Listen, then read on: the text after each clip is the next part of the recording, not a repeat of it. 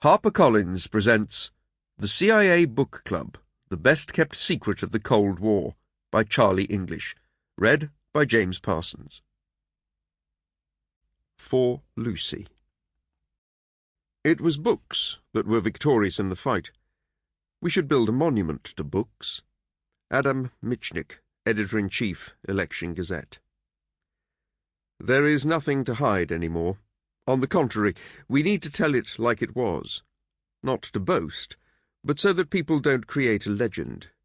Jerzy Kulczycki, publisher and owner, Orbis Books. Principal characters: Miroslav Chojecki, Solidarity Minister for Smuggling. Helena Wuchevo, editor, Mazovia Weekly. George Captaino Minden, head of the CIA book program. Jerzy Gidroitz, publisher, Literary Institute. Grzegorz Bogota, publisher, Nova. Marian Kaleta and Josef Lebenbaum, Sweden-based book distributors and smugglers. Joanna Szyczenza, deputy editor, Mazovia Weekly. Author's note: the quotations at the start of each chapter are drawn from works by authors who were promoted in one way or another by the CIA. This doesn't imply that these people or their publishers were all working with US intelligence or knew the agency was sponsoring their work, although some were and some did. Prologue: Teresa's Flying Library. Words can be like X-rays if you use them properly. They'll go through anything. You read, and you're pierced. Aldous Huxley, Brave New World. To begin with, a book.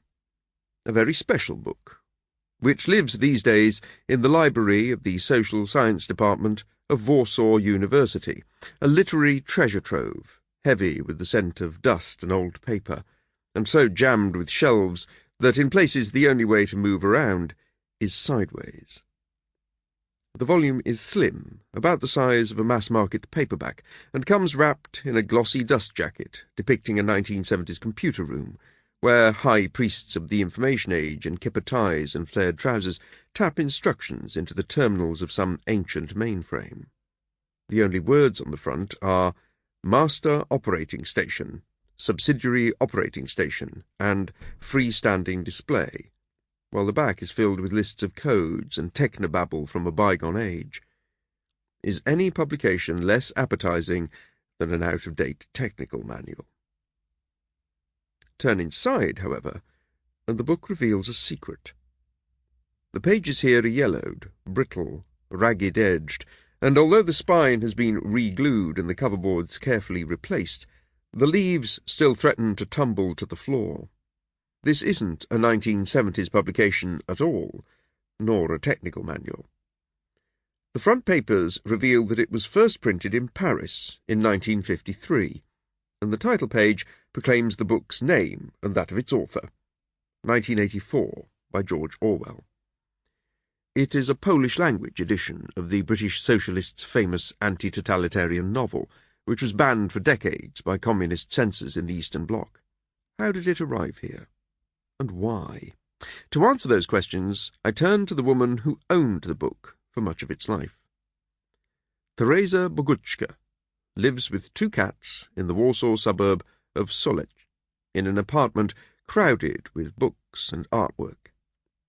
She has a view to the north over a park, where the trees on this wet autumn day seem to drip liquid gold, and to the south an open window admits the clamour of songbirds waiting to be fed. On the ground floor of the block is a library named for Jan Nowak, the war hero, writer, and long-serving head of Radio Free Europe's Polish service, who lived out his retirement in this building.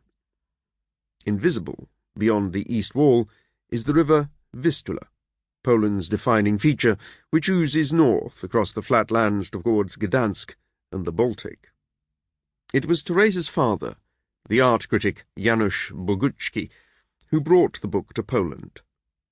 In 1957, during a short window of liberalization that opened after Stalin's death, Janusz was allowed to visit the West for the first time, and he chose to see Paris.